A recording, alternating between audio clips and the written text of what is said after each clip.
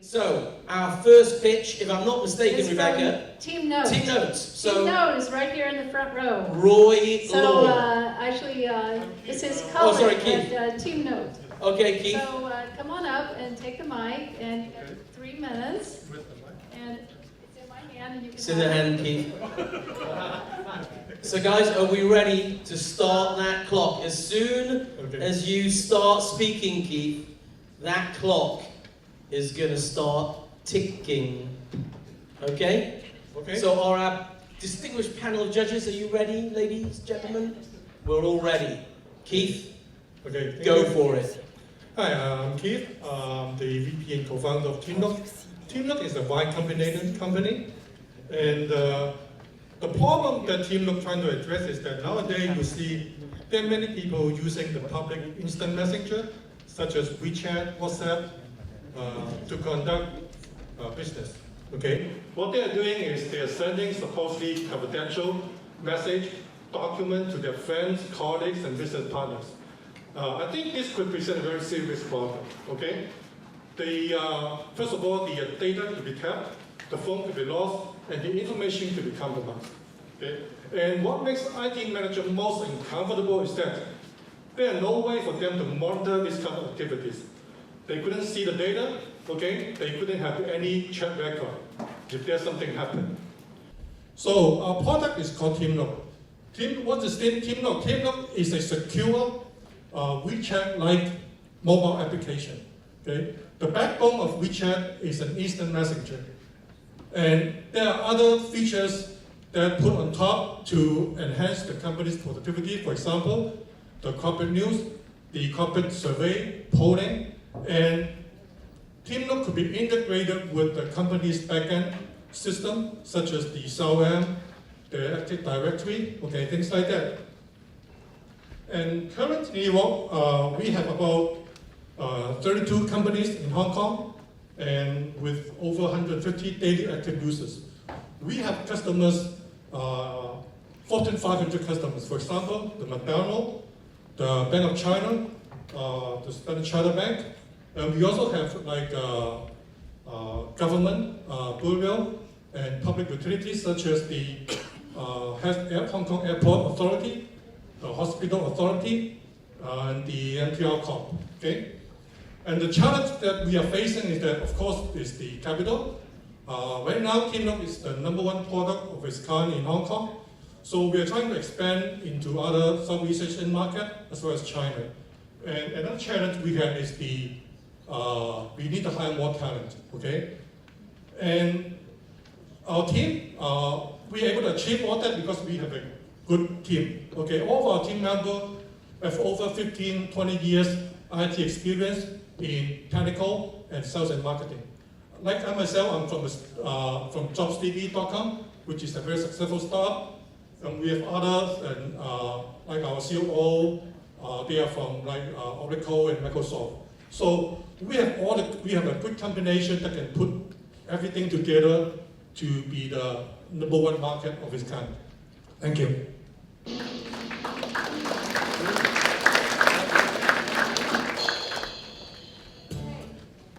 Judges, do you have any comments for TeamNote? Any comments or questions? Yeah.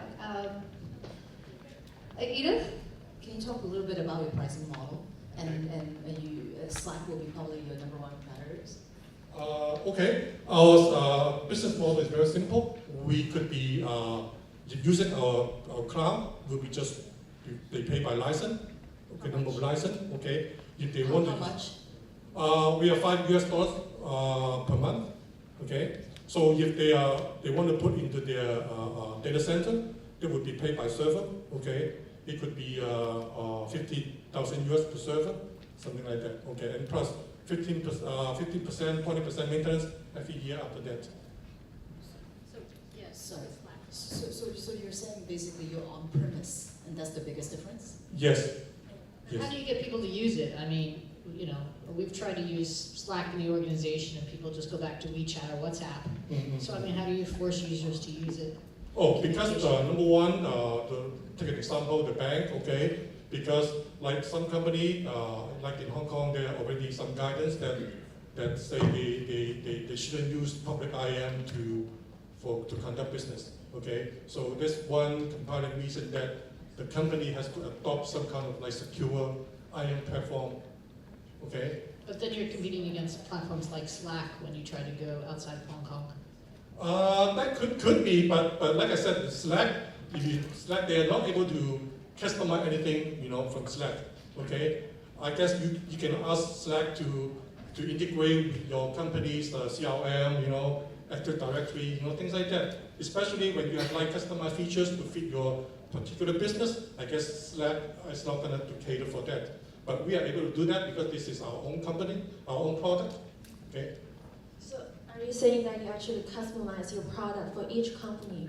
Not necessarily each company, but at least the logo and the style of the instant message of the product, we could be customized for them. Okay. And if there's that additional, because this is like a platform, it's like a Lego. Okay. We have the backbone. If you want something new or something particular to your business, we can just like an additional feed, a module, just plug on it, okay? That's how we call it customization.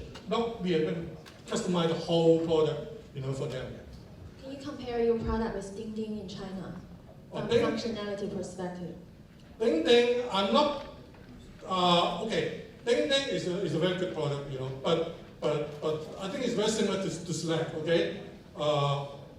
You cannot ask DingDing to cater something for your own business, okay?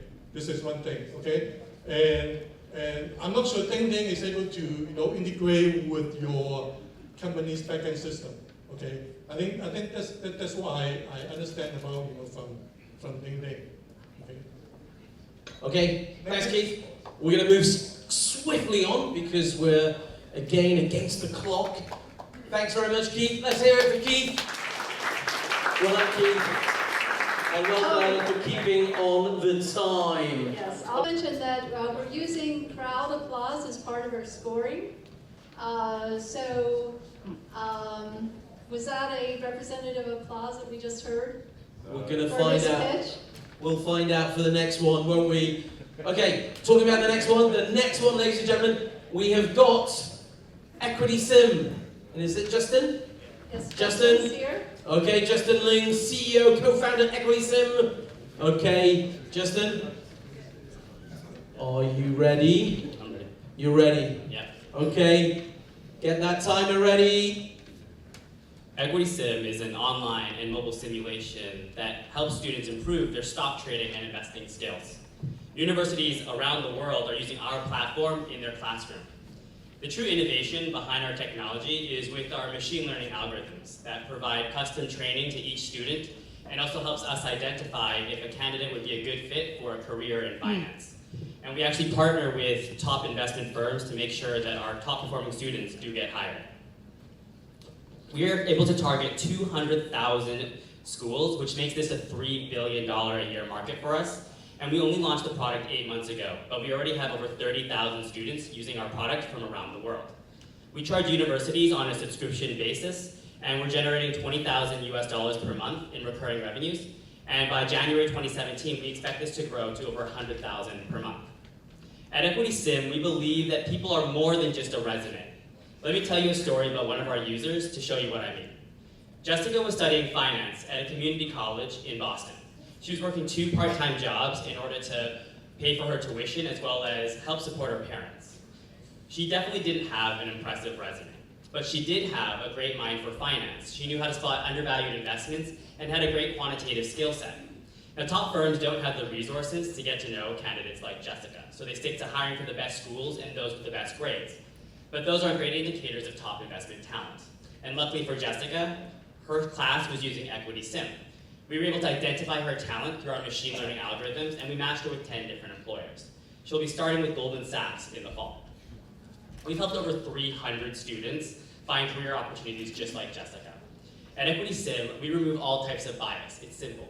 The most skilled get hired. 46% of our hires are women, and 65% come from ethnic backgrounds. We provide the schools that we work with access to these career opportunities, which allows them to improve their branding and offerings. An interesting thing we found with working with these universities Though it's a challenge to get in, once you get into their curriculums, you're basically in there forever. In fact, most of them are using outdated simulators that haven't been improved on for over 20 years. This means that the lifetime value of our product is extremely high and there's little to no churn. We're actually seeing an LTV to CAC ratio of 140. So, right now we've perfected and tested our sales process, and we're raising $1 million at a $6 million valuation. The team consists of 2 co-founders, myself, I'm the CEO, and I come from a background of portfolio management and trading. And my CTO co-founder was a lead engineer at Amazon. And we're ready to scale and completely dominate this $3 billion market. So Warren Buffett once said that hiring people is a lot like investing in stocks. We want to make sure companies invest in the right people, and who knows, maybe help them find the next Warren Buffetts of this world. Thank you. Welcome to our panel of judges. Alan? Can you walk us through the difference between like skill searching algorithm versus just ultimate return of somebody practicing on your platform? Or how do you think about this finding the talent? Right, so the students usually use our platform for about 6 months. Pretty difficult to generate a large return or show anything on that. So we actually focus very little on the return parts. We focus more on behaviors, passion, which is a function of how long they use our product and how often they're on there, showcasing that they're really passionate about financial markets.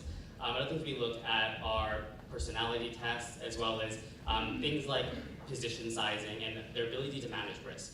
And the last most important thing we looked at is their ability to learn. So our machine learning algorithms cluster each people into different segments according to their skill set, and we see how quickly they can move up that ladder.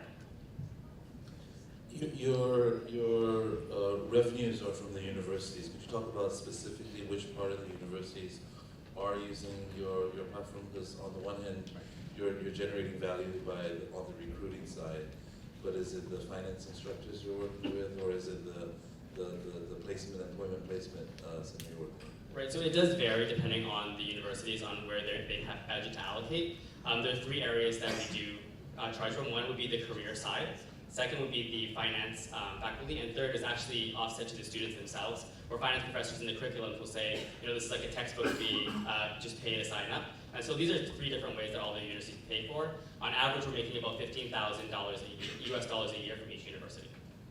How did you design your analytics to decide whether somebody's going to be a good investor based upon their behavior in a 6-month period? So basically, it caused us first to do a lot of manual work. We basically looked at students and how, like an average student, basically uses the platform, and we had to manually see which of these students are actually good. And then we used our machine learning algorithms to be based off of those profiles. And as we had more and more students join and collect more data, this got more accurate and allowed us to create a kind of more function regimen. So you've changed your attribute weighting over time as you've gotten more data points? Yeah, it's been a very iterative process. Okay, Justin? Thank you. Let's hear it for Justin, ladies and gentlemen.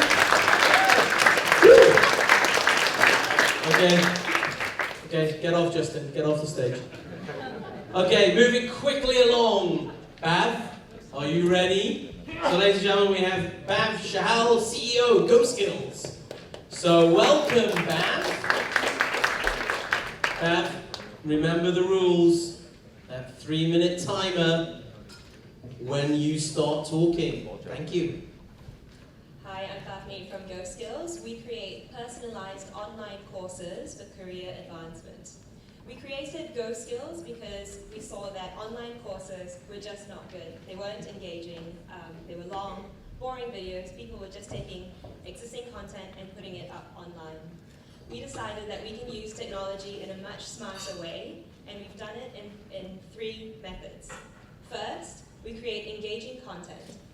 And we break down our courses into short 3 to 5 minute videos and chunks. Second, we have a personalized syllabus.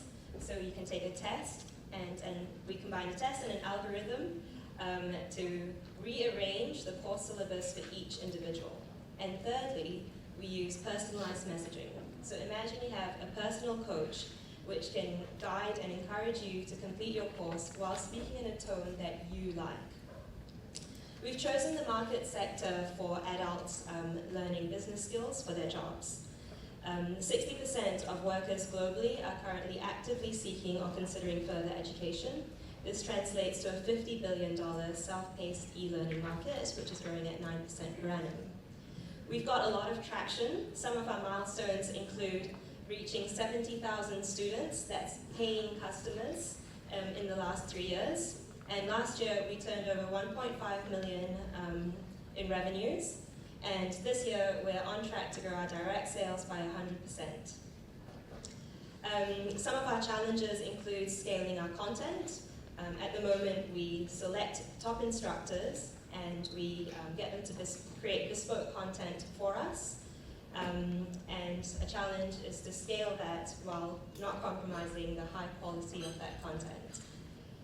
And finally, a little bit about our team. Oh, and sorry, one more thing is that we've self-financed our entire business. So we've bootstrapped, we haven't taken on any external funding. Finally, a little bit about our team. We're a small team of 8. I'm one of the 3 co-founders. I used to be a Groupon executive, and which is where I saw the demand for online courses. My co-founder, Frans Omblad, used to be the CIO of New Zealand Treasury, and he has over 20 years of management experience. And Julian Moller is a young and up-and-coming, brilliant engineer who's been helping us. And since I have a little bit more time, I'll just say something cool about us. We're a completely distributed and virtual team. We're based all over the world. I'm here in Hong Kong. A lot of our team are in New Zealand, the States, and Indonesia. We've got people on the team that I've never met, and some that I've never actually seen. Thanks, Bav. Well done. Our panel of judges, any questions? Melissa? Yeah, what market segments generally, I mean, what's the highest demand courses that you have online? Microsoft Excel actually is our best-selling course, not just for our platform, but in general, with online course providers. Microsoft Office applications are very popular. And secondly, professional certifications. So we've got a project management certification course which leads up to the PMP exam. And how much do you charge? $29 per month. User base, your 70,000 students, where do they come from, and do you expect that to be indicative of your growth? Yeah, 50% comes from North America. We rank very well on Google searches, so if you search for any of our top courses, we are in the top position in the States. And yeah, it is indicative of our growth. We launched a B2B product earlier this year and have over 200 businesses, including Mars, Hilton, Time Warner Cable, big American companies. How do you recruit instructors and compensate them? That's a really good question. So we conduct our own research on the best instructors. We look for expertise as well as the ability to present online. So they have to come across very charismatically and have the ability to engage students. We then get them to create bespoke content based on our format, so the short courses, the testing, and so on. And when we pay for their work up front, some of them also have a royalty on sales. So, full disclosure, we invested in Udemy, which sounds sort of similar. So how would you compete with them, and like how you would actually compete with Udacity, which is mostly free, and Udemy sounds like the curriculum is similar. How would you differentiate yourself? Yeah. And also, how do you compensate the content creator? Yeah, so content creator, we pay upfront for their time. And we do live in a very competitive space, but Udemy is a platform for anyone to create content and upload that content. We don't have that. We select the best instructors, we quality control everything, and we protect the quality of our content. And secondly, Udemy, Linda, all of the Udacity, they're not using technology in a smart way. They're not doing the personalized syllabus, they're not doing the personalized messaging.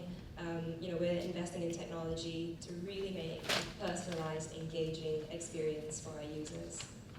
And we have double the course completion rates to this industry. Okay, great. Audience applause. Now, don't forget, we can tweet, ladies and gentlemen. I've just been there. I've just been tweeting Bav getting grilled by a distinguished panel of judges. Well done, Bav, on that one. And our next pitch, ladies and gentlemen, I'm looking at Richard Hanson, CEO Jobable. Thank you, Richard. So again, as you speak your first word, that clock will start ticking. Imagine a world where everybody has a job that maximizes their true potential. At Jobable, we're combining cutting-edge data science with deep recruitment expertise and allowing companies and recruitment agencies to hire 4 times faster at half the cost without sacrificing any quality. Last year, we raised $900,000 in seed financing, and we built Jobable.com, which is currently Hong Kong's fastest growing jobs board. We launched that in March, and we collected over 200,000 profiles in this time, which we used to develop our matching technology. We're actually currently over halfway through a financing round of $1 million, and the investors in this round aren't actually investing in anything to do with Jobable.com, because we're actually not a jobs board, we're a recruitment technology company. And what excites them about us is our matching technology, our advanced language parsing capability, and our data insights. We're actually already selling those tools to some of the top recruitment companies in the world, such as Adecco and Randstad, as well as multinational corporations like Amex and HSBC.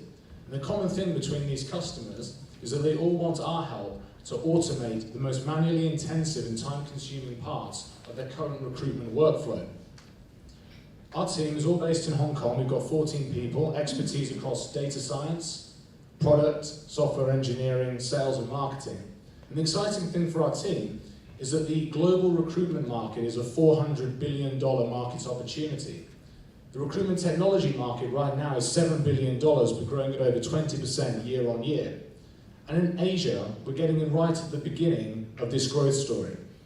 One of our challenges is to make sure that the pace of our product development manages to keep up with all the opportunities that we have to innovate with the data. So in summary, we're taking data science and our recruitment expertise, and we're allowing corporates and recruitment agencies to hire 4 times faster, half the cost, without sacrificing quality. Thank you. Well done, Richard. That was, you've got lots of time on the clock, which means we've got more time for questions from our judges. Grace? So can you elaborate what technologies in your product? And also, speaking of data, besides the resume information, what other data do you get to evaluate the candidate? Sure. So on the first point, I would say a lot of the existing technologies that were out there when we started Jobable, we've basically done enhancements to those. So a lot of products out there can allow you to parse language out of a CV, for example, and extract the information, but it doesn't necessarily give you the context of that information. So say, for example, you have a CV that says a chartered financial analyst. A parsing technology will extract that for you, but it wouldn't necessarily know that there are 3 levels to the qualification and that you're more advanced if you're a level 2 than a level 1. So we actually managed to put context around the data that's extracted. We also, on our matching technology, instead of using very basic maths in that, where it's just a checklist box, we actually do a lot more weighting. We use machine learning, TensorFlow, AWS machine learning, as well as our own models to make sure that we're doing that in a good way. Looking at your clients, so what's your ultimate goal? Is your goal to become the system that all recruiters use, or is your goal to destroy all the recruiters? It's definitely not to destroy all the recruiters. I think people who think that you can totally automate that industry are mistaken. As I said, it's a $400 billion industry, and the actual recruitment tech piece is right now quite small, and it's going to end up somewhere in the middle between that 7 and the 400. But if it's not like other things that you can totally automate. The important thing is that at the beginning and the end of a recruitment process, where you're trying to understand the job brief from a client, and at the end you're also trying to handhold that person to join a business. That's where you want the human interaction. But in that middle ground, where you're actually trying to screen and perhaps interview and assess, you want to have that all automated so you can focus on the most important human bits of the process. So what's your business model? So we actually, in terms of the jobs board, that's a free service. Again, we use that to get a primary data source. So we actually have two business models. Currently, it's licensing the matching technology and the parsing to recruitment companies and some corporates. And we're also in the process of building an applicant tracking system, which will incorporate all of the technologies. So it's like a SaaS model, and that'll be based on a per user basis with some nice upsells around data visualization. Okay, thanks. Thank you very much. Thanks very much. Let's hear it for Richard. Okay. Thanks very much. Now, I'm just looking down my list. I'm not too sure if Ricky Yeung is here. Maybe he's going to come a little bit later. From eSpot. No one from eSpot? Recommended by the Hong Kong Science and Technology Park. So where is Ricky? Okay. Okay. Going once, going twice. We're going to move swiftly on, Rebecca. What I do see Carlos. I see my Spanish friend, Carlos Mocorida, CEO Quiwear. That's great. Hey, Carlos. How are you, buddy? Good to see you, looking cool. Carlos gets extra points because he was here for the rehearsal as well. Okay, Carlos, you know the drill. You've got 3 minutes from when you start talking. Good evening, everybody. My name is Carlos. I'm the CEO of Quiwear. I'm here tonight to present you Quiwear, a marketplace of sport and fitness training plans that include training plans for things like losing weight, general fitness, running, swimming, cycling. The training plans are downloaded to our sport headphones, which customize the training plan to each individual user. We use smart sensor technology, our own proprietary software algorithm, and patented technology. Basically, we provide a platform for coaches to monetize the training plans by selling them to the public digitally. And to users, we give them access to training plans in a very convenient and cheap way. So in what side we have the coaches? The coaches are personal trainers and Olympic athletes, top athletes, people that want to generate some revenue for their coaching. The problem at the moment is that access to personal training is very expensive. It costs about $50 an hour and it's very inconvenient. People have to go to certain places at certain times to have the training plan delivered. However, the market is huge. There is over 1 million personal trainers registered, generating over $20 billion per year. So huge market. On the other side, we have the users, people interested in losing weight, general fitness, training for races like marathons. Huge market as well. It's expected by 2018, 100 million heart rate sensor devices will be sold worldwide. That's over $20 billion market. So our training plan, our business plan is very simple. We sell the hardware at the 50% profit, at the 50% margin through distribution channels worldwide, and then we sell our training plans at the 50% revenue share with the coaches. We have achieved great traction so far. We have pre-sold 1,500 units, generating $260,000 revenue. We have been approached by 190 distributors and multiple retailers from 53 different countries. We have 2 patents, and we have all the certifications required to go to the main markets. So we have also a great team in place. With 7 people at the moment. We have software developers from Nokia, Huawei, Beats. We also have a machine learning scientist. We have a sports science scientist. And we also have in the team an Olympic gold medalist and 5-time world champion. So far we've bootstrapped the business. We have done 4 small rounds of finance between the company founders, investing $442,000. And now we're doing the first round of external money. We are raising $500,000 that will allow us to go into production, distribution, and scaling the business. Thank you very much. Thanks, Carlos. Thank you. Well done on timing. Grace? So what level of personalization your product can offer? Is it real time and how? Correct. Real time is real time voice coaching, personalization. So it's basically like having a wearable coach. So for example, you and me can download the same training plan. Because your body is different to mine, we will end up in a different place. The device knows your age, knows your weight, knows your heart rate, knows your calorie burn rate, your speed, your distance, everything, and takes everything into account and customize the training plan and deploy it in a way that is just for you, basically. that's not real time. It is real time. So the training plan is pre-packaged, but then is deployed on a real time way, working together with the sensor technology. So the sensor will monitor my performance. Correct. But if my performance changes at real time, will the coach be able to change the program? Yes, well, the coach together with the software that is already inside the system. So if the coach wants you to do 1 kilometer at a certain intensity and your heart rate goes too high, the voice is going to tell you you're going too fast or you're going too slow or pick up the pace.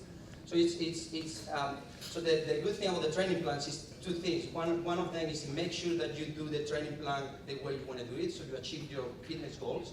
And the other thing is about the motivation. You have a coach that is actually helping you achieve whatever you want to achieve. So it's, come on, 1 more mile to do, oh, great job. Now, have some rest until tomorrow, that kind of thing.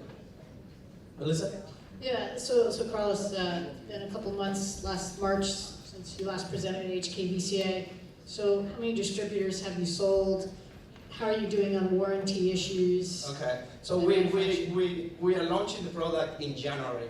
So we have been very busy making the product fully waterproof, getting all the certifications to go out, and finalizing the software, and really investing lots of money into the training plan platform. So we've had lots of people coming to us, wanting to have access to all this coaching, and then we have been, just developing everything and getting ready to launch in CES in Las Vegas in January and East Point Munich in February.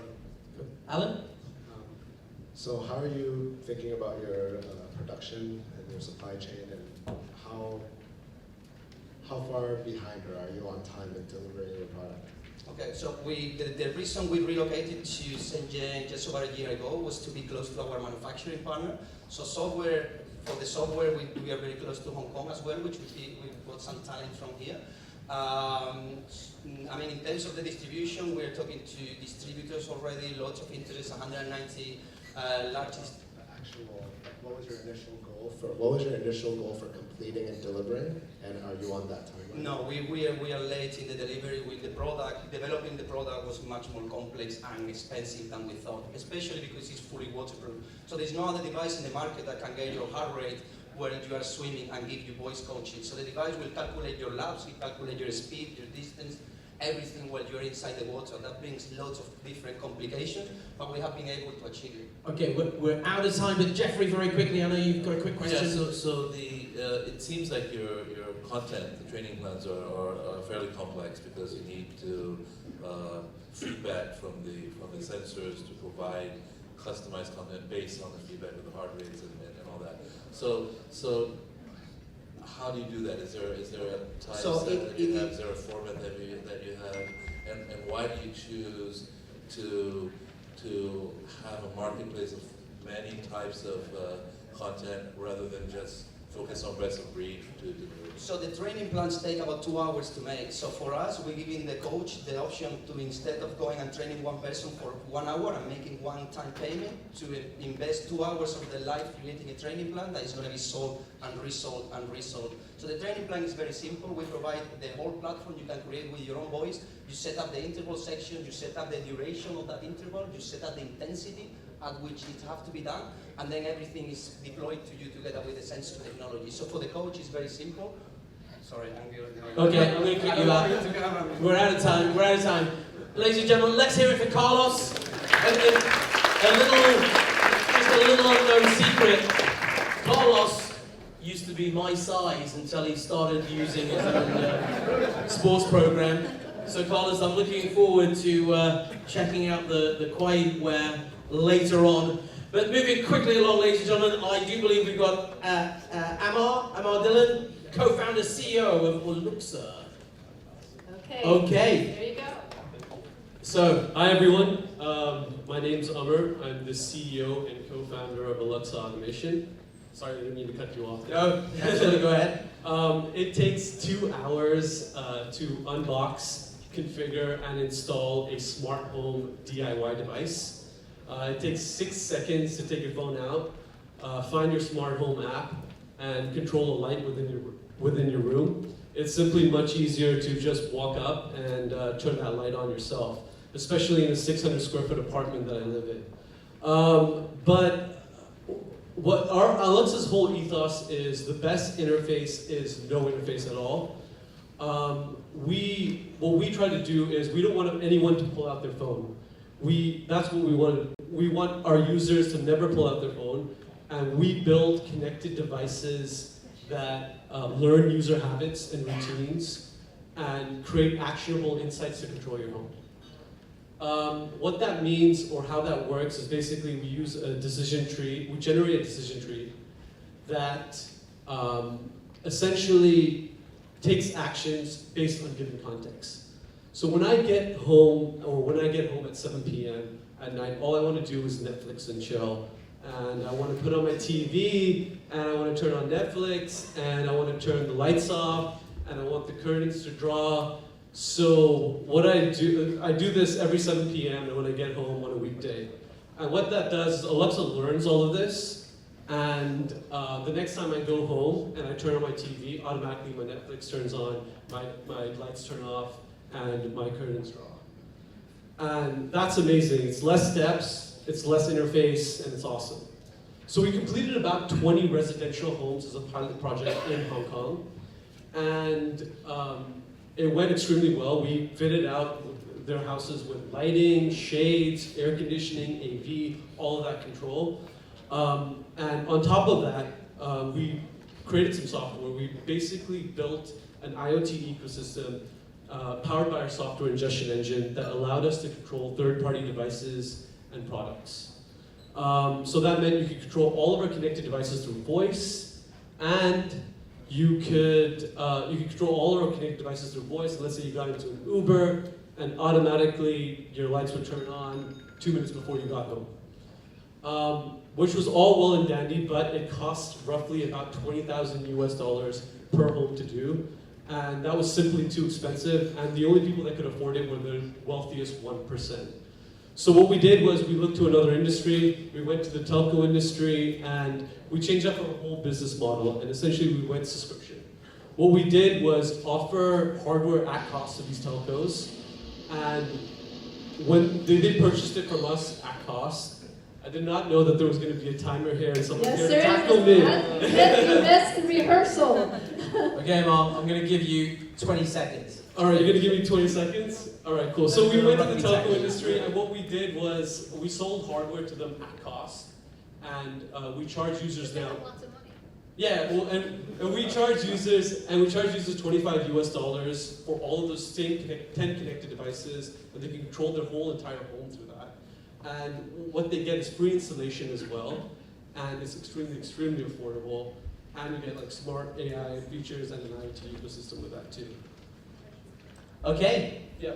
Thank you very much, Grace. Questions from our panel judges? I have to say, people pull out their phones every 2 seconds anyway. So what's wrong using their phones to control their devices at home? No, the thing is though, 80 times a day, apparently, Grace. when you're at home and you want to control a particular device, or do you really want to take out your phone and then turn on a light switch? You'd rather that just happen, right? Without going to an interface. So everything is voice controlled. Well, not just voice control, but it learns your habits and routines, so it starts creating basically curated Or it scenes for takes you. time to learn your routine. Exactly. Right? But for a new user, how can you create this new user experience? Well, you don't know their. So you basically install all of our devices, and then as time goes on, like you basically give our system context. You do things every day, and then suddenly it starts learning what you do on a day-to-day basis. Alan? Two-part question. Yeah. One, how many dollars worth of hardware do you give away? So how long does it take you to recover it? And secondly, so how do I customize, my experience? Because sometimes you might go home at 7 o'clock and you don't want Netflix and the shades and the music or whatever. Exactly. So you're allowed to pick whatever 10 devices you want out of that package. And so it could be lighting, it could be shades, it could be whatever you want. And to answer your question, it's a 14-month payback period for the telco. So they make all their money back in 14 months. We sell our hardware at cost to the telco, so we basically cover our costs. And we split the revenues of the subscription with them, so 50-50. So we've signed up 2 telcos, one in Malaysia called Digi, and we're in the process of signing up a telco in Singapore as well. So, question and a comment. Yep. The question is, how long does it take from the request or the order to the installation and the home setup? The comment is, as a founder, never suggest that you go home at 7 o'clock. Yeah. Jeffrey, you meant 7 a.m. And the blinds shouldn't be closing. It should I'm falling asleep. So sorry, what was the first question again? How long does it take to order to install? Okay, so roughly you can go onto our website. There's a package wizard. You get to choose how many devices that you sort of have. Like let's say you have like 4 or 5 lights, 3 or 4 shades, X amount. So you go on that. You place the order, and then we have a back-end web portal for these telcos where it manages all the installations, all the devices, every single delivery for them, so they know exactly what's going on. And the reason why telcos want to work with us is A, they can build their own connected devices team, but I'm giving them free CapEx and OpEx. I'm giving them, an experienced team from day one. And the third thing is, I can deliver them economies of scale because I'm going to work with multiple telco partners across the region. So it's not going to just be me and Digi, it's going to be multiple other. Okay, Mom, thanks very much. Thank you. Ladies and gentlemen, let's hear it for him on. Okay, Time. moving quickly along. Nicole Or. I hope Nicole's there. Nicole, co-founder, CMO of Spinkle. So remember, just to be very clear to everyone, I feel as though I need to repeat myself. On that very large clock, which is massive, really massive, on that wall, it says 3 minutes, which means you've got 3 minutes, right? Okay, super, just want to double check. So, Nicole, over to you. When you speak your first word, you're on the timer. Hi everyone, I'm Nicole from Spinkle. Everyone in town is talking about VR and capturing 360. But capturing 360 is so difficult. You need a dedicated camera, tripod stand, and booth to connecting the devices. You need money and you need skill set. For a casual user like me, even capture one 360 photo is a big headache. But 2 months ago, things have been changed. We had a product launch at TechCrunch Disrupt Startup Battlefield in San Francisco.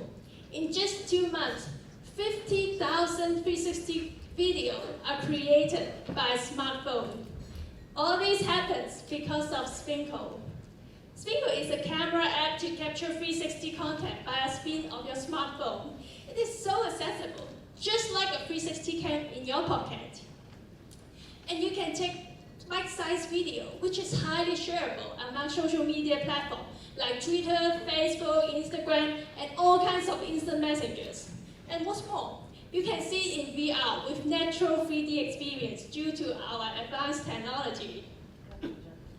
Yeah, and we are a team with strong expertise in computer vision. Spinkle is a patented technology with fast processing time and best image quality. With one app, one smartphone, you can take 360 video or photo anytime, anywhere.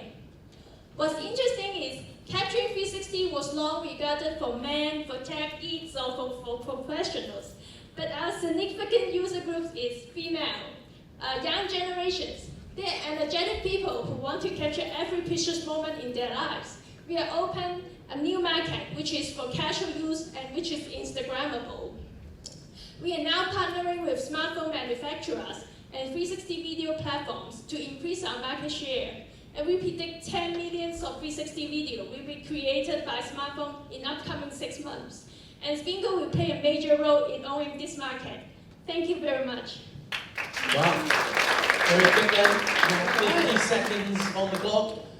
The judges. Edith? 50,000 video. We were supposed to meet in San Francisco. Yes. But anyway, what's your install base? What's your monthly active, daily active? So like the 50,000 generated by how many people? Yeah, we have about 50,000 downloads so far and 20,000 weekly active users. Majorly they capture during hiking or outdoor activity with their friends and families. And in the download, about 20% are daily active users. Jeffrey? How difficult is the technology for someone to copy it if they want to come up with another app? Yeah, because actually our capturing gesture is you speed And you can stay a while to capture a video here, and you spin again. And with one spin, about more than 200 frames are captured by one spin. And we instantly stitch all the frames together because we utilize the gyroscope sensor in the phone so that we can deduce the positioning of each frame, and you can stitch it perfectly. And this technology is quite advanced. Even Google Carbon camera, they don't have the video part, they just have the photo part. But our processing time with 2 video, which is 8 times faster than Google Carbon camera. Okay, let's move on to our next. Actually, let's get the audience applause. Okay, as well. where's the applause? Thank you, Nicole. Now we have Michelle. No, is that right? No. It's not Michelle. No. I got it wrong, didn't I? It's Elizabeth Y. Right? Way. Sorry, Elizabeth Way. It's okay, we got this. We got this. We got it covered. DME Micro. DME Micro. Elizabeth, over to you. Hi everyone, my name is Elizabeth and I'm a co-founder. DME Micro is a semiconductor company that delivers fundamental platform technology to the IoT. We focus on making simple things smart. Our Bluetooth Low Energy technology connects consumer and industrial products, such as beacons or wearables, health, payments. This has a projected market size of 5 billion chips per year by 2021. We developed core IP, including the industry-first complete hardware-implemented baseband. This enables our chips to be 2 times smaller and have baseband performance significantly faster and lower power consumption than competitors. We have built a family of application-specific chips to target untapped markets. The production technology we use enables us to produce chips at a lower cost, and we are more flexible in capturing high growth, high volume, and low-cost markets. Our DME 1018 chip family is scheduled for mass production early next year. Our sales channels are already in place. We simplify our customers' product development through turnkey solutions and mobile apps that are branded to help support sales and also to retain customers. We have 3 signed letters of intent from distributors and are in serious discussions with several more distributors. With our unmatched external component integration, our chips can open new target markets and also offer replacement technology for mature applications. We project sales will triple in 2 years with 50% gross profit margins. DME Micro was founded in 2013, and we have spent close to $6 million in R&D. Each of our senior team members has over 25 years of industrial experience at leading semiconductor firms. So we have both the experience and a deep skill set to support our vision. We are now seeking $10 million for Series A funding to bring our chip into production early next year, and to support R&D for our next generation chip family, which will offer Bluetooth mesh technology. Even more importantly, we will develop sensor IP that can couple with our underlying core technology to target sensor markets, which has an over $160 billion size over the next 4 years. Our platform technology gives customers one-stop solutions to build smart products. So we offer you an opportunity to grow with us in the IoT market, and we're looking for a serious investment partner that can help bring us to the next level faster.